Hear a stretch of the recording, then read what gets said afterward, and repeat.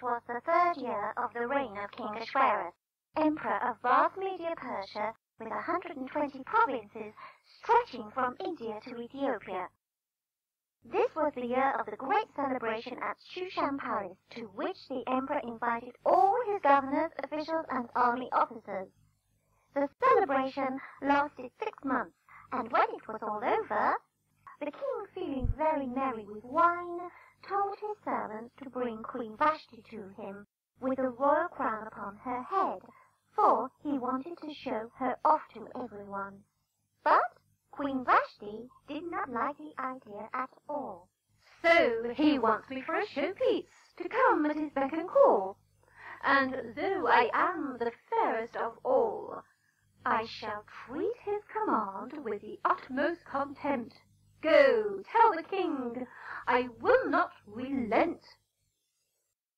The king was most upset with Queen Vashti's decision. Feeling very humiliated, he seeks the advice of his counselor, Memucan. What shall I do about this situation? Queen Vashti spites her king with mean deliberation. Such a poor example Queen Vashti rudely shows. Her behavior like wildfire could spread to where, who knows? From province to province, wives will disobey, and very soon your empire will fall in disarray. Put her away then as fast as you can, otherwise we'll follow her plan. They too will treat their husbands with contempt, just like Queen Vashti, who will not repent. This problem I face is a most disturbing fact. The words he speaks indeed are wise. Upon his counsel I must swiftly act, since his foresight on this matter could materialize. That which is deemed a possibility could become overnight harsh reality. The matter is desperate and can't afford to wait. Time is speeding by. It's getting very late. I will do immediately what is necessary. Queen Vashti has to go. Whatever will be, will be. After the king had divorced Queen Vashti, he began to have misgivings. Woe is me, I feel so sad. Queen Vashti used to make me glad, and now I'll see her face no more. Why did I ever show her the door? O noble king, be sad no more. There must be one you can adore, a maiden not too fat nor thin, just to your liking, pretty and trim. The type of maiden I have in mind must be more than pretty and trim, but also good and kind. How then can I find one fitting to be queen, possessing noble qualities? Do you know what I mean? From your vast empire there are many you can choose. Surely with such a choice, how can you possibly lose? So, Your Majesty, please don't feel so blue. There's someone in this big wide world who's just right for you. Wholeheartedly, I agree. Now listen to me attentively. This very day I make a decree that the fairest of maidens are brought to me. Then I will choose my queen to be. Perform my command this very day. Hurry now and don't delay. Now there was a certain Jew named Mordecai, a Benjamite who had been captured when Jerusalem was destroyed by Nebuchadnezzar.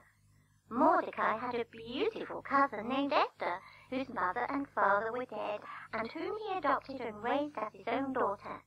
As a result of the king's decrees, Esther was brought to the king's palace, along with many other maidens. Haggai, who was made responsible, favored Esther above all the others. He gave her the best beauty treatment, a luxurious apartment, and 7 women to wait on her day and night. In spite of this preferential treatment, Esther was very homesick and complained to Haggai. What a waste of precious time, and isn't it a pity, sitting around all day like this, just looking pretty? There must be more to life than this. Alas, my uncle and my home I miss.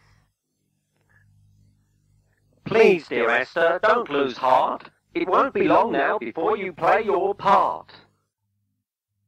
At last, the great day arrives for the king to make his choice from all the fairest maidens of his empire. After viewing many maidens without success, he becomes increasingly bored and decides to liven things up a little by having a joke with the next group of maidens, much to their amusement and the good humour of all the people in his court.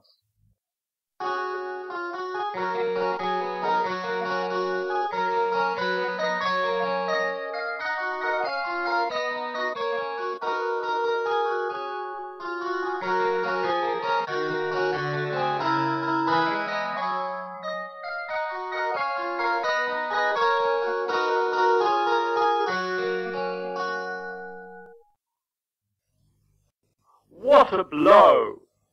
You look so mean and crabby. You're not just ugly like a crab, but also very shabby.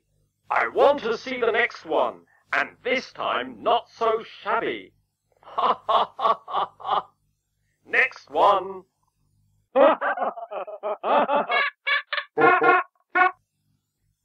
This one looks just like a duck and quacks just like one too. I wonder where you came from. Did you come from the zoo? Gods, tell her to quack off, or I'll go off my rocker by taking off my shoe and sock and deciding to sock her, which will knock her blocker off her. Ha ha ha ha.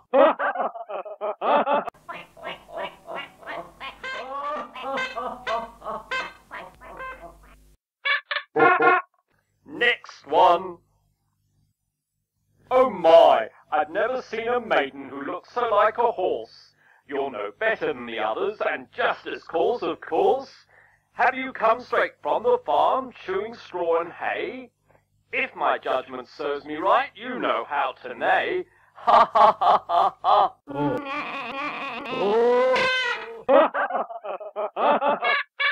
ha. Next one. Help! You need a facelift, just like the rest. How many more times? I only want the best. Ha ha ha ha ha.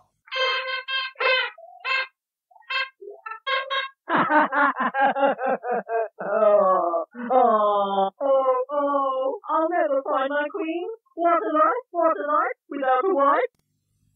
By now, the king had given up and doubted if he would ever find his queen, till lovely Esther appears on the scene. She comes like a breath of fresh air. Beholding her beauty, he leaps in the air.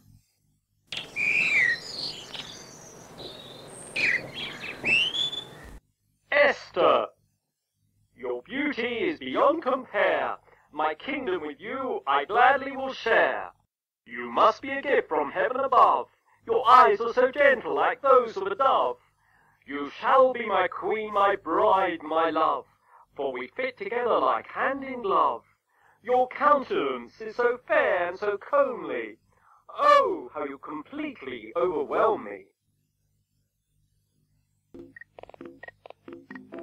You are so dignified, and very obviously your design you see, my queen and bride to be. Your smile is warm and true, your face is heavenly, and I'm sure you'll be happy with me. Oh dear Esther, you're so much better than all the other maidens that I've ever seen. Esther, sweet Esther, you're fairer and lovelier than all of them put together, and I want you to be my queen.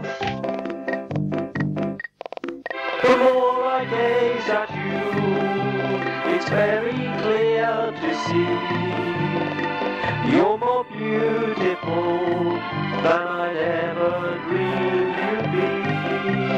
I hope you love me too, as much as I love you. Then we'll dwell together in harmony. Oh dear Esther, you're so much better than all the other maidens that I've ever seen. Esther, sweet Esther, you're fairer and lovelier than all of them put together, and I want you to be my queen. Oh dear Esther, you're so much better than all the other maidens that I've ever seen. Esther, sweet Esther, you're fairer and lovelier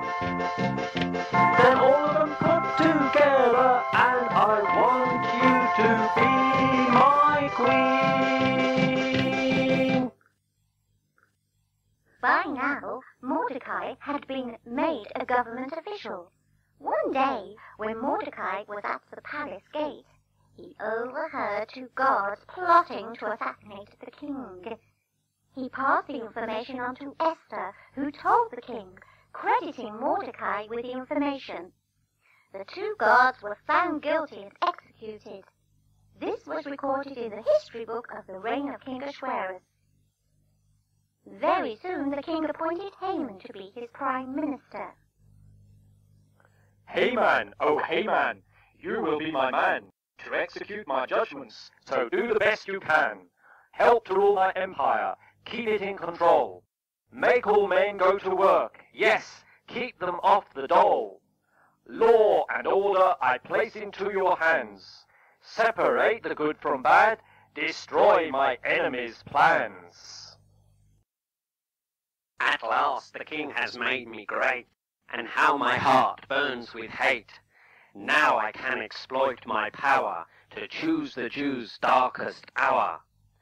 A thrown dice will determine their time to be killed, but to their cries for mercy I will not yield. All Jews must die, here and everywhere, every single one I refuse to spare. What is this I hear you say, that profanes this sunlit day? I'm so great, and don't you forget it. Acknowledge my might, or else you'll regret it. Be gone with your evil plot. You're nothing like an emperor. You're just a silly clot. You just wait and see. For rebuking me, you'll pay for this, Mordecai. Very soon you all will die. The Lord is greater than you or I. He decides whether we live or die. The time determined by Haman to destroy the Jews was by throwing dice. This was done in April of the 12th year of King Ahasuerus, and February of the following year was the date indicated. Haman now approached the king about this matter. There are a race of people dispersed throughout your land who refuse to bow the knee to me nor follow your command. So let us purge them right away. All costs incurred I will pay. Pray, my noble king, what then do you say? Keep the money and do this thing. I will sanction their death with my ring.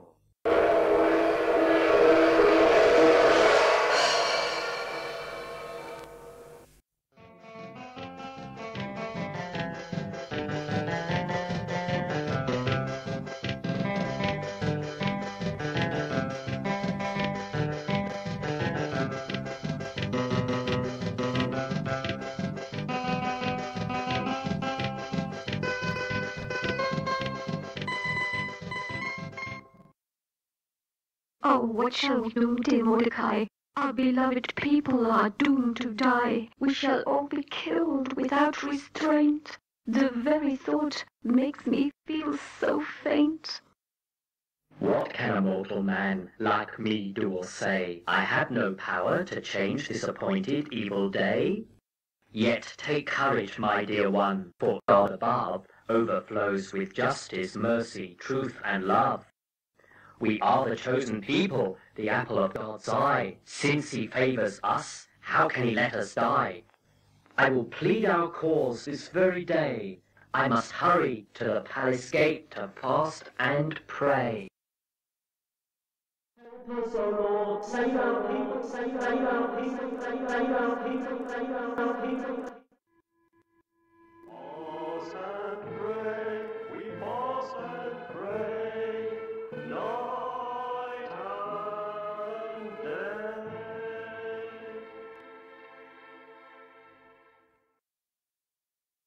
Queen Esther wants to know, why are you crying so? She has sent you clothes to change, for dressed like that you look strange.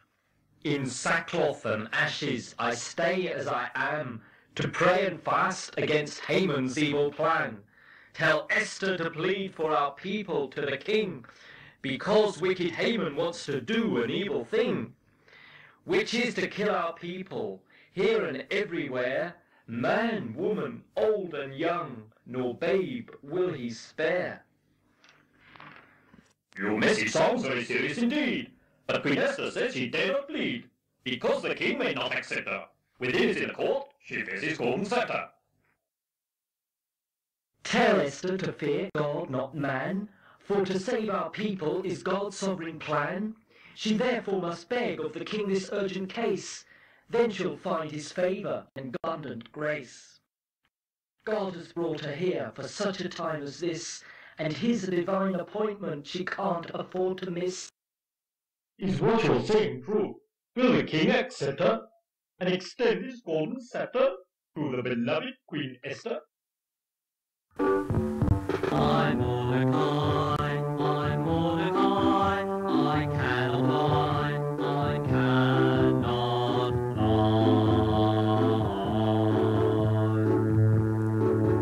I'm Mordecai, and this is why I'd rather die than ever tell a lie. Than ever tell a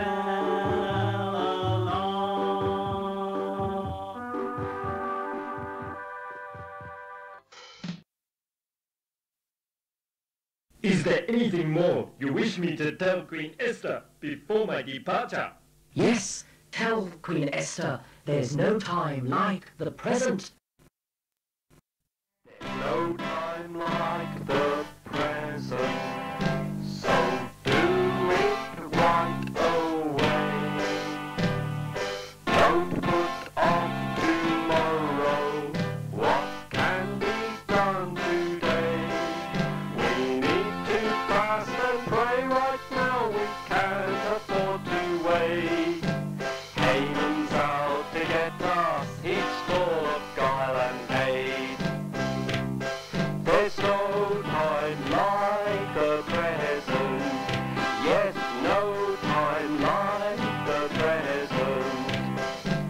We need to fast and pray, so do it right away. When God speaks loud and clear to you, his words please don't dismiss, for he has brought you to this place for such a time as this. Don't sit around in comfort pretending it's okay. All of us will perish if you look the other way. There's no time like the present. Yes, no time like the present. We need to fast and pray, so do it right away. We need to fast and pray, yes, do it right away.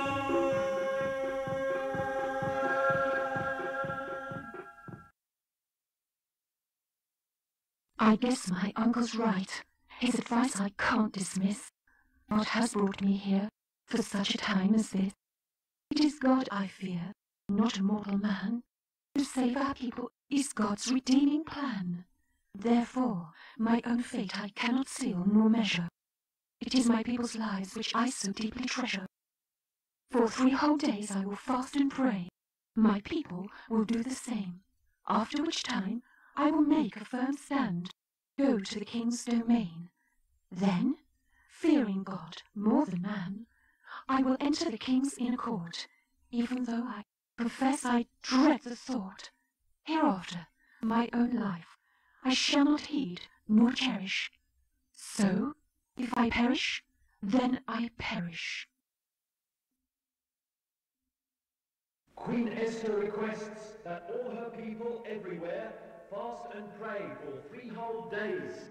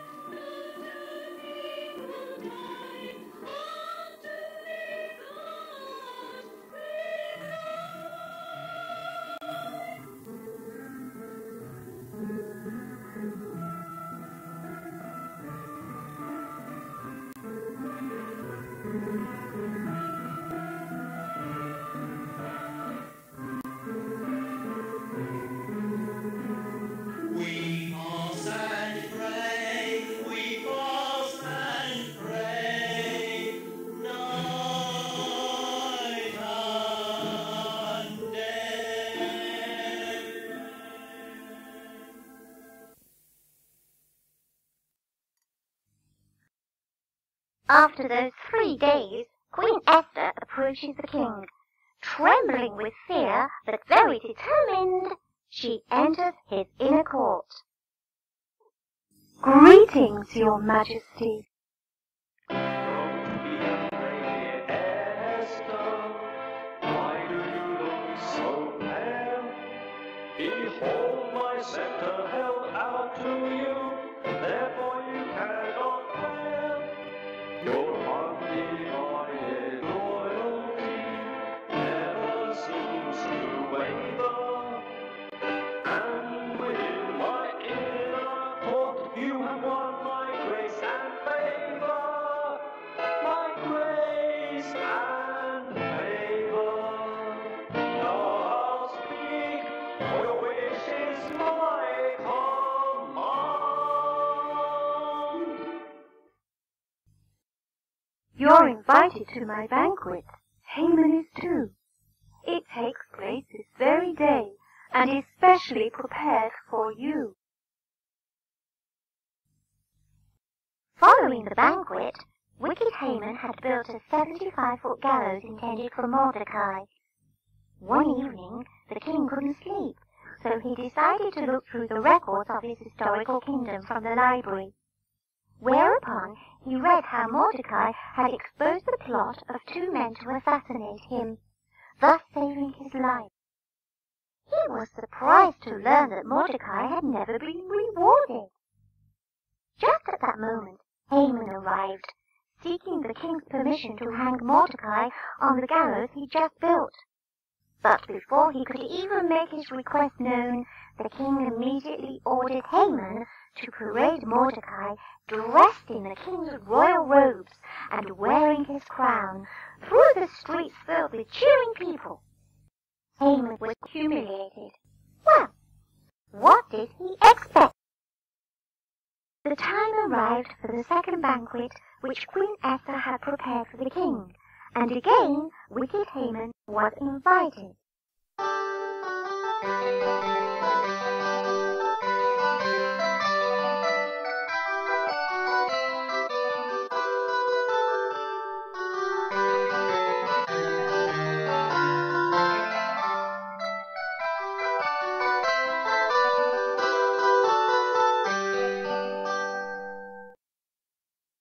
Just say the word, Queen Esther. That's all you have to do. Half my kingdom is yours and more. I'll do anything for you. If you love me, Your Majesty, then spare my people too. Save us all from wicked Haman, who sits right next to you. He hates our race of people. He despises every Jew. His plot is soon to kill us all, with a decree signed by you. What? How can this be? A decree signed by me to destroy your race of people and my own beloved queen? It all sounds like a terrible dream. Haman has tricked me with this vile scheme. Pity on me, Queen Esther. Please hear my plea. Save me from this hour. Let me go free. Haman, what are you doing by attacking my queen, whipping and cooing? How dare you molest my beloved queen? Wicked Haman, you'll get no more cheers. Only shame and mocking, full of scorn and jeers.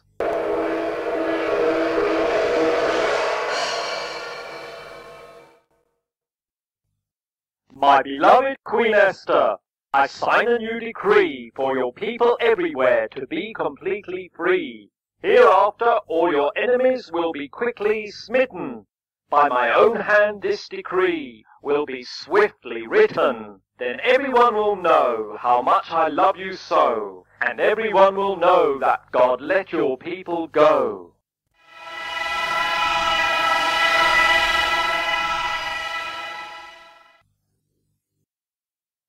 To Mordecai all honor be given, so come, bring my royal robe, place my crown upon his head, through the streets let him be led. My new prime minister he will be, and always reign supreme with me.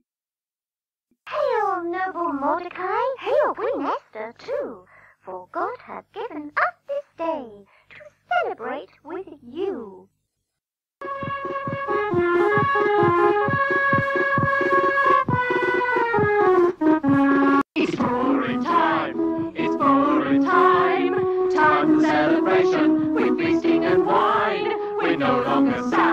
we're so happy and glad. Hallelujah, it's Purim time.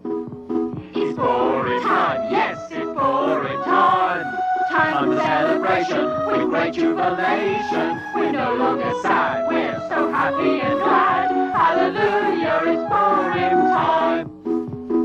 Esther, Queen Esther, has been our intercessor, And Mordecai a blessing to us all. to us all. We thank our God for hearing us, for helping and redeeming us. And now we all can hear the trumpet call.